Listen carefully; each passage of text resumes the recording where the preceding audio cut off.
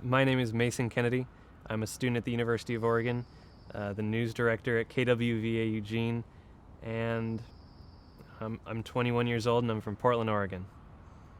Yeah, I was born in Portland, raised in Portland. In fact, aside from a few international, or not international, but aside from a few trips, I've lived in the same valley my entire life. After I graduated from high school, I moved down to Eugene, Oregon for school, and that's all still considered the same Multnomah Valley. So this summer is actually the first time that I'll be outside of that valley for longer than, I don't know, a couple weeks.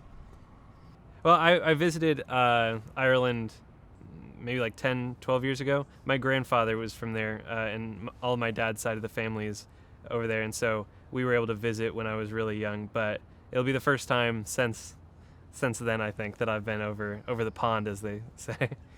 I went to Westview High School. It's just off the 26.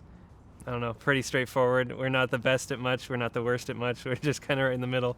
I was the track captain one year for the throwers, and then I worked in the theater department. So I was all over the place at the school, but I don't know, we were pretty run-of-the-mill other than that. Absolutely. It was actually right across the street from my elementary school. So, my entire life I would either walk past it or drive past the school and think, oh, I'm going to end up there. And then, so when I did, it really was kind of this bow on top of everything of just like this conclusion. And then, of course, that was another thing, was then going to college was quite a big shift after that. My father is one of my biggest supporters. I live with him and my brother when I'm not down here at school. My parents got divorced when I was in like 5th grade. My mom and I have had trouble, but my dad has always been there for me, supported me through things as he's worked through, of course, his own experiences in his own life. But especially recently, he's been 100% behind me in whatever I want to do. He was really supportive when I decided to go to UO, when I decided to... I started here as a theater major, which was perhaps something of a shaky option, but it was what I wanted to do, and so he was there for me. And then when I switched over to journalism, when I started doing cinema studies, he was 100% behind me as well. So he's my biggest supporter. And then all of my grandparents are behind me too. My grandparents on my mom's side are helping me pay for school. They're absolutely incredible, contributing to just every part of my life, really. And so I have a great appreciation for my family and just everything that they've done. My father's father, my grandfather, came over from Ireland in the 40s or 50s before my father was born in LA. And he's really the only direct line that I have to Ireland. Outside of him, I have a few other distant relatives that are from Ireland, but that doesn't really count. I mean, they're so far away from me that I don't really count it. But my father's father came over, and I still have a few aunts and uncles over there, distant people that I haven't talked to, or some that I haven't met and some that I haven't talked to in a decade. So aside from them, that's really my only connection, but I still feel like I want to make that connection bigger. Yeah. As far as my majors and what I want to do are concerned, I've really known generally for a really long time. I remember as far back as like 2nd grade wanting to make people laugh, wanting to make, entertain people. And so it has been quite a long time coming that I've known generally what I want to do. There's a little bit of time in high school when I wasn't so sure. For a little while, I thought I was going to be like a physics major, STEM major, and then at one point I wanted to be, in student government, wanted to go into the, public office perhaps, and then environmental science. And so I was trying all these things out in high school, but anytime before then and anytime since, I've really known that some kind of creative outlet where I was able to meet new people, talk to people, create things, and really, use my problem-solving skills and imagination. That was really at the core of what I wanted to do. And so that was what drew me to our theater troupe at the end of my career in high school, and then eventually what led me to try theater here at the University of Oregon. And then from there, of course, that kind of led one way or another to journalism and cinema studies, which were perhaps a bit more extensive programs, and then also allowed me to use some of the digital filmmaking and other skills that I'd kind of accumulated up until then. And so it really did feel like a natural shift going from theater to specifically cinema studies. That is a bit more, direct of a jump. But journalism felt right when I started taking classes. I remember still one of my favorite classes I've ever taken was J100 with Ed Madison, where you just meet all these graduates from UO that have sat in the same classroom as you and done the same things as you, and now are off doing who knows what, whether it's, working at, there's a guy that came from Comedy Central, and then we have, people who have written ads for the Super Bowl. It felt natural moving over to the SOJC and realizing that there are a lot of opportunities for me to be creative outside of theater, outside of what I'd already done. And I think most of all was just like a new challenge.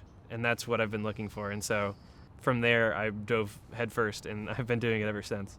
I think that one of the best lessons that I ever learned in the SOJC in general was just the fact that no matter how well you report, no matter how much research you do, how many angles and shots and cuts you do, you're never going to get the exact experience that someone would have had they been standing where you were standing when you were doing it.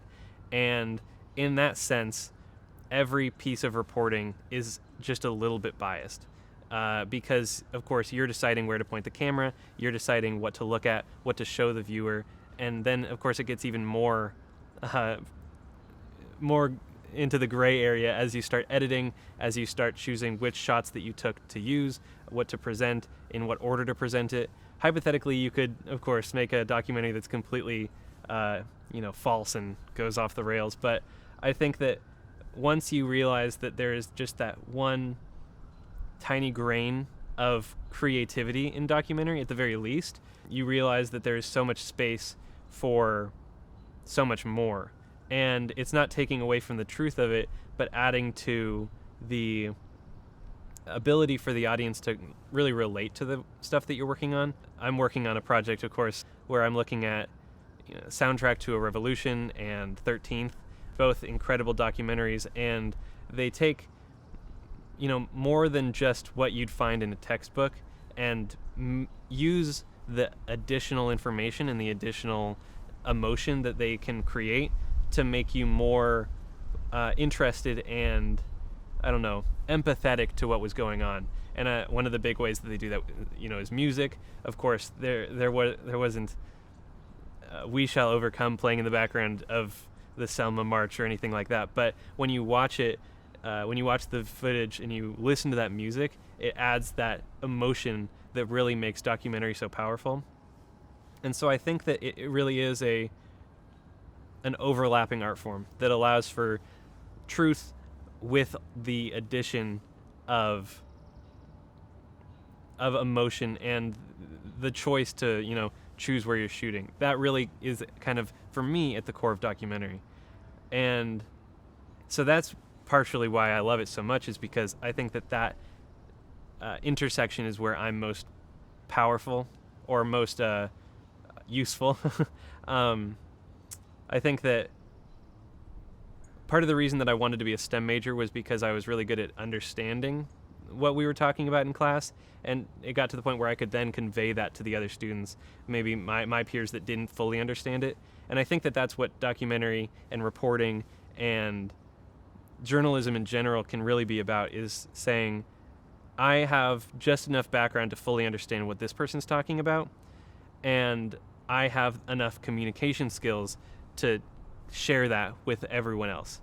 And when it comes down to it, I mean, that's journalism. That's, for me, that's what the SOJC is founded on, is being able to take this really big, intense concept and break it down and communicate it to people that otherwise wouldn't have access to that interview. I mean, not everyone's getting an interview with the president. Not everyone's getting an interview with, even Michael Schill. So being able to have access and have the know-how and have the knowledge to understand and get information and then give it to the people around you, that's that's so important, and that's crucial to democracy, that's crucial to journalism, that's crucial to, I don't know, life. So that's really where it hits home for me. I was always curious. I was the kid that would take apart every old appliance that we had whenever I could, just because I wanted to look and see inside of it. And so that's kind of what led me to journalism, is that curiosity, and in addition to that, the ability to convey whatever I learned to the people that I care about, and to the people that need to know. I am especially interested in my studies and my eventual career being at the intersection of cinema studies and journalism. And whether that's because, that's what I've done already, or because I see challenges in those fields that I want to attempt and I want to, work through, I know that where I am right now and where I'm going is going to be at that intersection. Right now, my life is kind of at a pivot point. I mean, as I think every student is experiencing at the end of spring term, and then I think everyone in the world is experiencing right now, as quarantine and COVID restrictions are slowly and optimistically improving. But at this moment, I'm working through my finals for spring term of my junior year at the University of Oregon. I've been lucky enough to take classes in journalism and cinema studies, and then in American Sign Language, which is the language that I'm working through for my degree requirements, and also I'm just passionate about taking regardless. But this term I took a class in civil rights documentary, in documentary production, and in Southeast Asian cinema, a specific course that was taught by a wonderful new professor, Ari Purnama. And so as those wrap up and come to an end, that's really where this school year is finalizing. And as soon as my finals end, as soon as week 11 is over, I'll be zooming off to Portland for just a little bit of time with my family before I go to Sandy, Oregon, for a quick training at the summer camp that I've been attending my entire life. We have to do a little bit of training, as well as a short CPR certification so that I can volunteer later in the summer. And as soon as I'm done with that, within 48 hours of being done with that training, I'm going to be heading to the Portland International Airport and flying off to first Seattle and then Amsterdam for two of my connections, where I will finally land in Dublin, Ireland for the University of Oregon's GEO study abroad program over there for the Cinema Studies Department. And that will last 4 or 5 weeks from the end of June to the end of July. And I'll be learning all about Irish cinema, the history of Irish cinema, what it looks like now, as well as a few different production courses with a few of the professors over there. Just all about, how to do cinema, I suppose, which is, of course, par for the course for a cinema studies program. But that's really the big thing for me this summer, is going to Ireland and studying cinema. And I'm exceptionally excited. I've never done anything like this. It's the first time that I've traveled internationally without any of my family. It's the first time that I'll be doing something like this, traveling through school. There's a lot of firsts this summer when it comes to this program. And I'll be over there, for a whole month, just studying with 14 or so students that are all about my age, and working with one of my favorite professors that I've ever had, and working with new professors that I haven't even met. So it's going to be a big summer. That particularly is going to kind of make up the meat of it. And then as soon as I get back from Dublin, that's when I'll be volunteering at the summer camp for about a week and a half, just a little bit of time just to be out there. I've gone to that camp for now 13 or 14 years, and so this will kind of be, if anything else, an excuse to just be out there for a little bit, continue the streak, not lose, that 100% streak that I've been going on for most of my life. And once I wrap up there, that's when I get to take a breath. That's when I get to sit down, relax, and not do anything for just a little while, before then fall term starts up and I get to do it all over again. But that's summer. That's the next few months. It's going to be really exciting, and it's going to be very, very busy. While I haven't lost anyone personally to COVID, there has been, of course, the sense of mourning over the countless people that were lost nationally and internationally. And of course, there was also the sense of loss over uh, losing my time here at the University of Oregon, losing, almost 2 summers of freedom and experiencing things as I'm in college, and just all the interactions that I, might have had I not been in quarantine. I often think about how I felt, last spring term when classes first went online, and how I thought that it was just going to be, just spring term, and then fall term would be fine. It wouldn't be a huge thing. And now, 4 terms of online classes later, it feels like some of my experience was stolen away from me. Not being able to be on campus, not being able to interact with my professors. One of the things that I like to do at the beginning of every class is, at the beginning of every term, is greet my professors, introduce myself, say, my name is Mason Kennedy and I'm so excited for your class. And I've been doing that at the beginning of every class and the end of every class since middle school. Just not only is it a nice way to, maybe get my name called a few more times in class, but it also leads to a few more letters of recommendation and just another person that I can go into Allen Hall and say hi to every week. I know that with a few of my professors, I was just able to walk up almost every day and just walk past their window and wave and say hi. And that really felt like I was doing something at the SOJC, that I was kind of making an impact, that I was meeting people, that I was gaining connections and building a network. And, it made me more confident in what my career was going to look like, because it felt like I was really building something. And when COVID hit and I was just another screen, just another box in a big mural of Zoom cameras, it really took a lot of that away. The same can be said with my job at the radio station.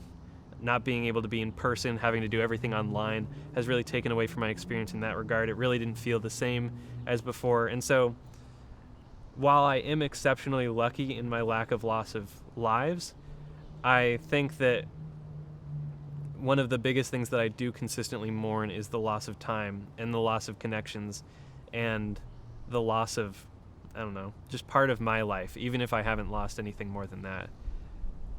Much like my experience with COVID, I've been exceptionally privileged in my mental health.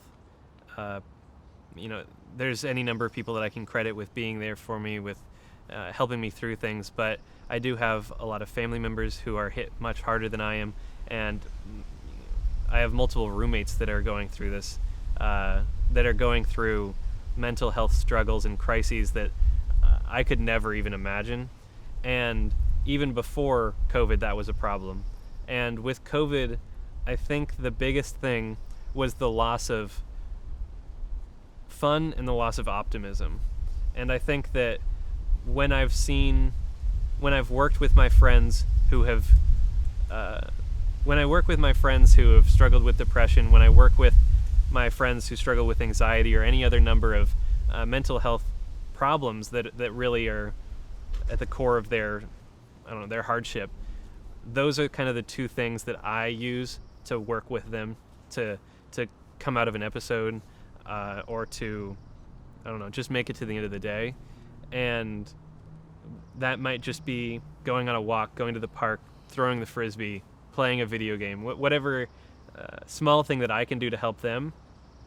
And again, that comes down to fun and optimism. And for me and my experience, the amount of times that I have to talk to that person and do that small thing and help them through something like that has increased quite a bit over the past year. Just because, I feel like our daily dose of fun and our daily dose of optimism kind of went away. And whether that's just being able to say hi to your friend in the hallway or walk through the quad on your way to class,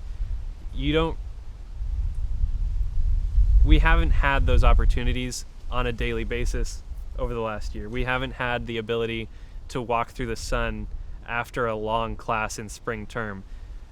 One of the biggest things that I missed these past 2 years is spring term on campus. that fun, that light atmosphere of just being able to walk through the EMU or walk through the quad and see, hammocks everywhere, people laying out on the lawn, just having fun and throwing, the frisbee around, or you don't see them as much, but hacky sacks being tossed around. There's that sense of community that comes with being on a college campus that goes a long way to helping people feel better about, getting up the next day and doing it all over again. And when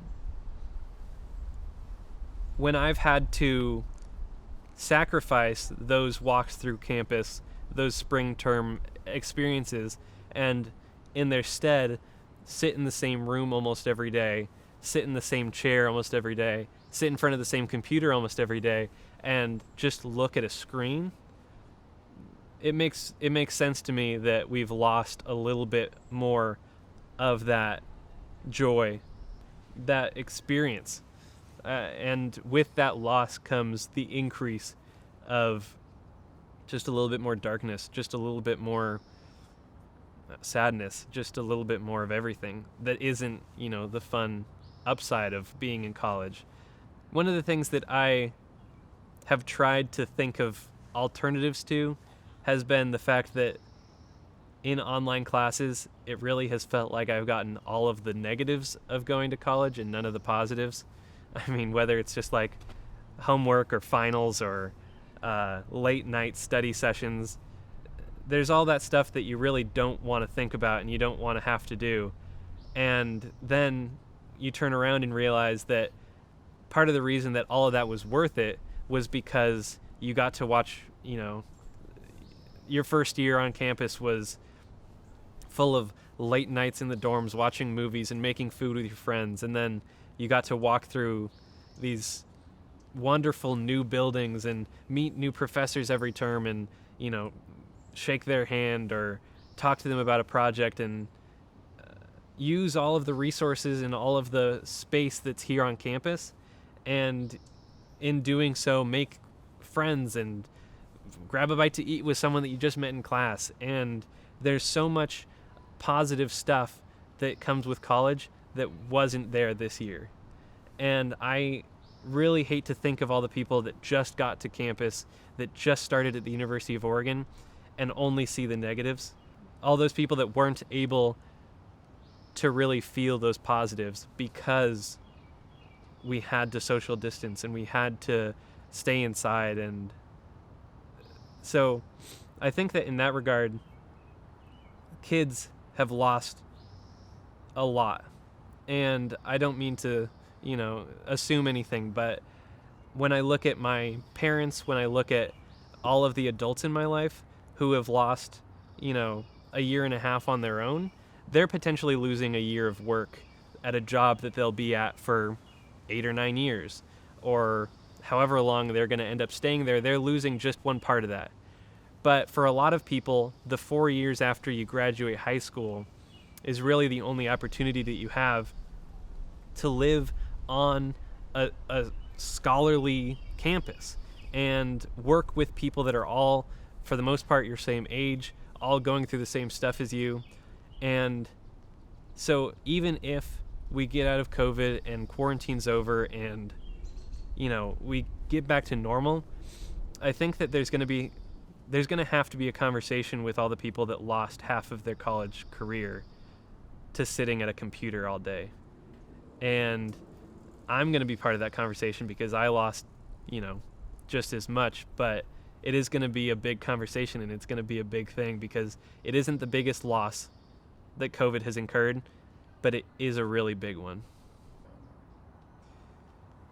I think that had the murder of George Floyd happened outside of COVID, it would have happened a lot differently, of course, regardless. Whether that meant that protests were bigger because people were less concerned about spreading the virus, or that protests were smaller because the cultural pressure and the cultural stress that we were all, collectively feeling was less. I know that George Floyd's murder wasn't different from our history as a country, which is very sad to say and very sad to see. But I do know that it was more a straw that broke the camel's back situation than anything else. And that, we've been saying hands up, don't shoot. We've been saying enough is enough for far too long for this to have happened again. And on top of all of that, I'm pretty sure that we've averaged at least one police murder a day since George Floyd was murdered. And so clearly George Floyd's murder wasn't out of the ordinary. There wasn't something new about it. There wasn't something different about it. If anything, the coverage and the use of filming was different, or perhaps less ordinary. But again, the use of the news media and the use of getting the word out through film has been around since the civil rights movement began. And so it's hard for me to say exactly how everyone felt in the movement. I know that as a white person that grew up in Oregon and has never really felt even the threat of police violence, I know that for me it felt terrible, and it felt like it hurt, and it felt crushing and depressing, and it felt like all of the optimism kind of drained out of whatever positive changes I've seen in my life for the past 21 years.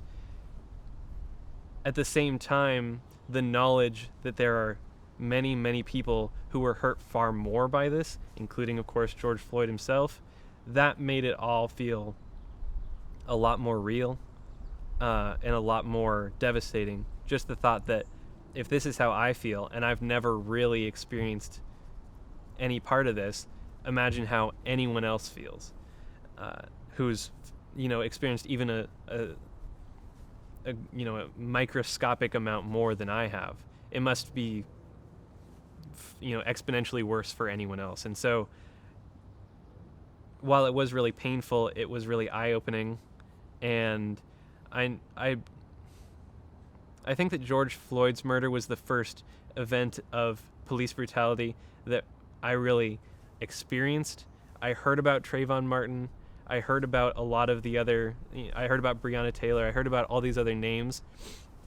But for whatever reason, whether it was because I was, really focused on high school or how old I was, or again, any number of reason, this was the first one where it really felt like I really felt the impact. And I think that's probably because of the nature of the protests that followed, that were a national movement and an international movement. I personally participated in the protests when they went through Portland. I went to at least a couple marches. I wasn't part of the group that was at the Justice Center, but I did have friends that were down there. I had friends that were tear gassed. I had friends that were hit by rubber bullets. And it just reminds me how little our voices can matter at times. I think that we live in a place where voices do make a difference, but only really when they're heard. And it's often very sad to see how little they are heard. Whether it's young people or people of color or women or members of the queer community. I mean, there's so many different groups that just are often ignored and swept under the rug. And because of that, this one felt different. This one felt bigger. And if anything, I think that feeling was experienced by a lot of people. And I think that knowing that, we're going to see a lot more protest and a lot more vocalization of our interests in the future, because it worked. It didn't work as well as I could have hoped. It didn't work as well as I think anyone hoped, but it did make change. And I think it reminded a lot of people my age that if you get enough people moving in one direction, eventually, you're going to make some change, and you're going to make a lot of people have to pay attention to you. And that was really exciting. And I look forward to seeing the impact of that next year next election and over the next decade. Beyond the summer, I'm very thankful because I have a lot to look forward to. I'm crossing my fingers that next fall will be in person, and I will be able to continue and end this chapter of my education in person and around people that I really care about. I look forward to meeting new professors. I have another class with one of my favorite professors, and all of that is hopefully going to be in person. In addition to that, I look forward to working at the radio station again. I'll be the news director again next year, and being able to expand my team and work with people that I haven't even met yet is really an exhilarating feeling. Beyond that, I think that graduation is going to be a really momentous occasion for a lot of reasons.